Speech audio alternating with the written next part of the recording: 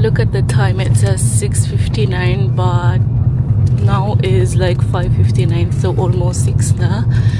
And sobra pa talagang dark. In the next few days when I go to my job, I will be going out mga 5:20 maybe, because I will ride a 5:30 train. Do you want it to be video palangga? This is public. Sige. Ikaw na mag-public. We are already in the hospital. Kinakabahan na talaga ako ba? Hindi nyo man makita si Mom, but this is my face on the first day of my job. You cannot also see Austin, but he's just right there. Good luck to me. Dumating kami ng 6:20 and I have a work ng 6:30. Okay, thank you, my love. I'm so nervous pala nga.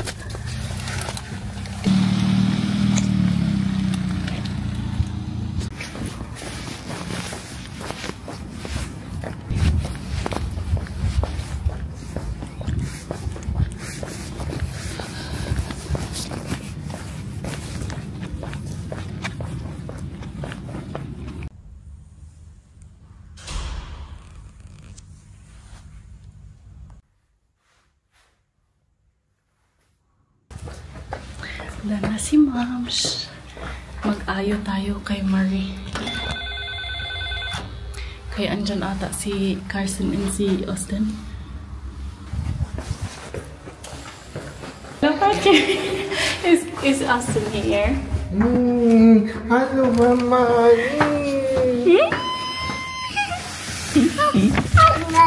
Ay, no hug. Ay, Alan, is Marie here? Not here yet. Oh. Uwi na kami. Oh. Be careful. Austin, be careful. Silly picture. Uy, I'm taking a video ni Austin. Pauwi na kami. And kasama namin si Uncle Patrick, si Dada, and si Austin. Hindi naman ako naantok sa aking first day, no? And i-chika ko sa inyo kumusta ang aking first day on the job. Later, baka pag-uwi natin sa bahay. Dahil si Carson meron daw siyang niluluto para sa akin. So, let's see kung anong ginawa niya for today. And then, let's rest a bit when we arrive. Austin, what you doing? Hala, basa na, babe. Oh no, what did you do? Mama. Do it now. My name is Chacha. Mama. My name is Chicky. Mama. Chicky. Boom, boom, boom. My name is Chacha. Chicky, Chacha. Boom, boom, Chicky, Chacha. Hello, so nagluluto tayo ng sabaw because nag-request tayo ng sabaw earlier. Gabi na, nagkain kami ni Carson kanina. Meron din siyang prepare para sa akin. It's the broccoli beef broccoli. Chinese style, ginawa niya yun and sobrang sarap. Sobrang napagod si Moms kanina as in. Ay, not this one, ka-dirty na niya. And umalis muna si Carson because nag-grocery kami kanina pero walang kanin na nabili or bigas na nabili. So he has to come back and kumuha ng kanin. Kanina pa ako nainis dito kay Austin. Sige, bahala ka. Bahala ka, umuumsa na ka dira. Hindi ko pa na-chika no kung kamusta ang work. Wait lang, ano ko muna ko siya. Tikman muna natin. Sabaw? Yeah. Hindi ko pala nalagyan ni Carson ng kahit anong pampalasa. So, lagyan natin ng isang beef na nor. Yeah, put it in. Be slow. Only slowly. And then, let's also put here. Kailangan din kasi yan ng fish sauce para may lasa ang ating sabaw. And then later on, lagay lang natin dyan. So we will see kung kailangan ba natin yan later on. Put the lid in. Thank you, love. Yes. Thank you, my love. Pahinaan natin ang konti, number 4. And then let's go to the living room. So, nag-start ako ng work today ng 6:30 a.m. And walang time in, time out. Kagaya lang nang na-mention ni Marie from before. Wala daw. Ay, hindi pala si Marie. Si Wilfred ata yung kaibigan din namin. Siya ang nag-explain na wala silang... Nakalimutan ko na sino nag-explain sa akin, no? Na wala pala silang time in, time out. Pupunta ka lang doon. And then... Mama? Yes? No shoes. Mama, no shoes. No shoes, okay. Mama will just remove the shoes before tayo mag-chika. And then, panoorin muna natin si Austin kaya wala pa ang kanin. Bibili pa si Carson ng kanin. Magluluto pa siya ng kanin. Papakainin ko pa si Austin. And then, magpe-prepare na kami for that immediately. Ay, magluluto pa pala ako ng baon para tomorrow. Huwag na ikaw maingay. Anyways, going back. Nag-start ako ng work ng sa 6:30 a.m. And then, I have to work until 2 p.m. 2:40 to be exact. And then, ang main aufgaben or assignment ko as care assistant would be, first will be the container na mga pagkain ng pasyente in that specific floor. So, earlier, na-assign ako sa 5th floor and then merong 3 stations and then kailangan i-prepare ang kanilang mga pagkain. I mean, ang kanilang, parang nagta-transport ka lang ba ng kanilang pagkain because ibang tao din ang maghahatid sa isa't isang pasyente. So, yeah, that was just easy. Medyo nahirapan lang talaga ako because medyo mabigat ang pagdala ng wagon or ng container. And parang nagaganyan-ganyan siya ba? Parang hindi ko siya straight na drive. But anyway, I'm pretty sure it takes time. So, after that, nung nalagay na ang pagkain doon sa painitan, kasi ilalagay mo na siya sa painitan. After nyan is i-check mo na ang mga station kung sinong station or ilang mga beds or pasyente ang lalabas for today's video. And then, after that, kailangan mo linisin and i-disinfect ang kanilang mga bed.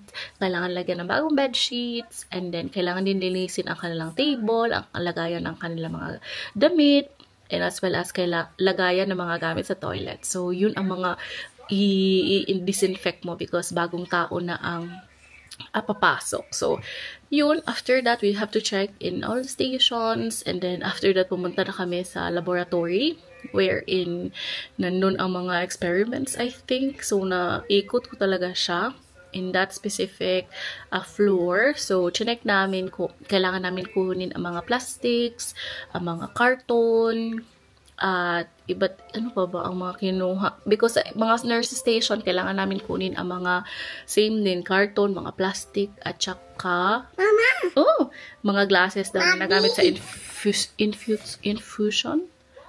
Not sure kung ano ang tama bang term na ginamit ko, but yeah, that is just the job. I just did that for the whole day. Sobra talagang lakad ni ma'am. Umabot ako sa 12,000 steps in that day or today. Gusto ko nga sana na gagawin ko na lang next day ang vlog ko kasi napagod na talaga ako ba for today, but uminom ako ng ibuprofen because sumakit talaga ang likod ko.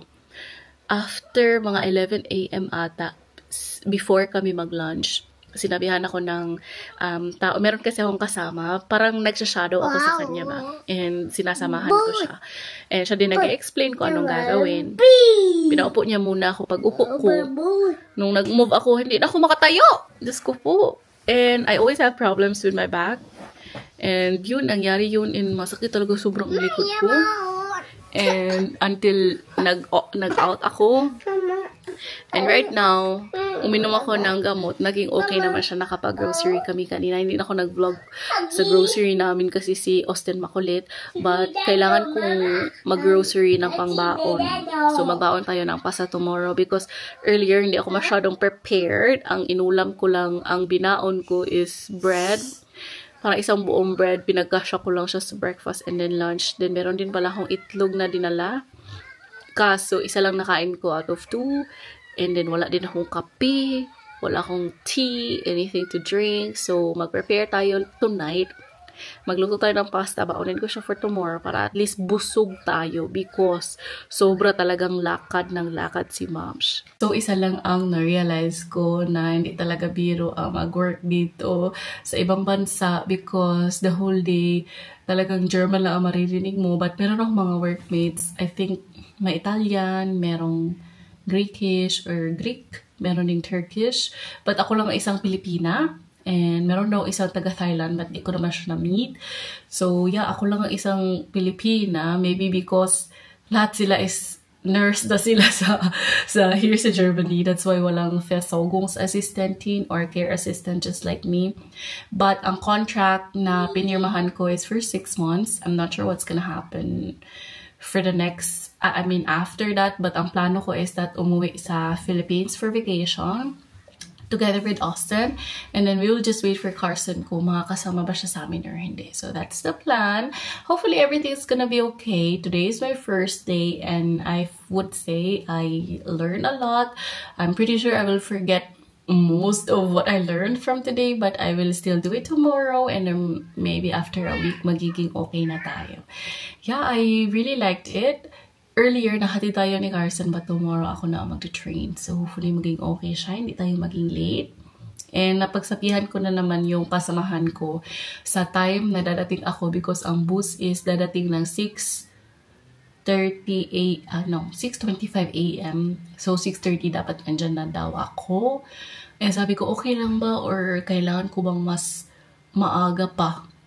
Mas maaga pa akong sumakay ng train because 5:30 kasi ang sasakyan ko na train, and then sabi ko 5 AM ba dapat kong sakyan na train because nandiyan na ako sa terminal ng 6 kaso maghihintay pa ako ng konti para sa bus. So hindi siya masyadong kailangan ko pa maghintay ng mga 14 minutes sa terminal. Walang bus immediately na papunta sa taas doon sa hospital. So sabi niya okay lang daw, wala nang problem kasi sabi niya kasi ang pinaka-importante daw yung container ng mga pagkain. Hindi daw talaga pwede kami malate doon. Kasi anong kakainin ng mga patients kung hindi namin yun mahatid. So yun, nag-explain naman ako na yun ang mangyayari sa akin for tomorrow. And sabi niya, okay naman daw. So, I will try to vlog again for tomorrow. The question is if kung kailan ko ma-edit ang video na to because everyday na tayong busy. But it's okay because I would really want to share with you kung paano ang aking work dito sa Germany. And nandito na si Carson, nadinig ko na ang sasakyan niya. Magluto na tayo ng kanin. Guys, ito pala ang aking braso, no? On my first day. Come back to me after 6 months. Like, because I've never done any 12,000 steps in a day when I was working at home. Like, never. It was always like 6,000 only. And for some reason, I was really tired. So, let me see kung liliit ba ang ating braso, no? After that. You think so? Anyways, maggawa tayo ng kanin. What can you say about me longer? I am now working here.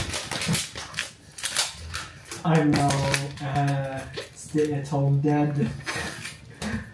You're a stay-at-home dad.